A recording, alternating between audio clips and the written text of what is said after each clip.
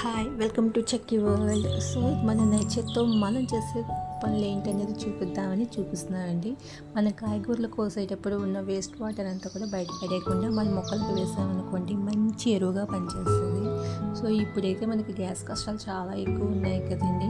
మన ఇంట్లో ఉన్న వేస్ట్ని లేకపోతే మనం యూస్ చేస్తున్న ప్లాస్టిక్స్ కవర్స్ని బయట వేసామనుకోండి అవి నేలలో కరిగి ఉండడానికి కొన్ని సంవత్సరాలు పడుతుంది. బట్ ఇప్పుడు ఎలాగా మనకి గ్యాస్ అనేది దొరకడం లేదు, అందరూ పొలాలు అంటున్నారు, బొగ్గులు అంటున్నారు.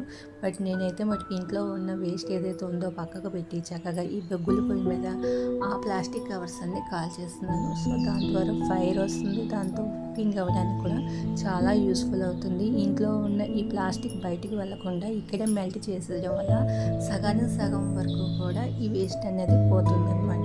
నెక్స్ట్ వండేటప్పుడు మన ప్రికాషన్లో మన జాగ్రత్త తీసుకుంటే మన హెల్త్ కూడా క్యూర్ అవుతుంది.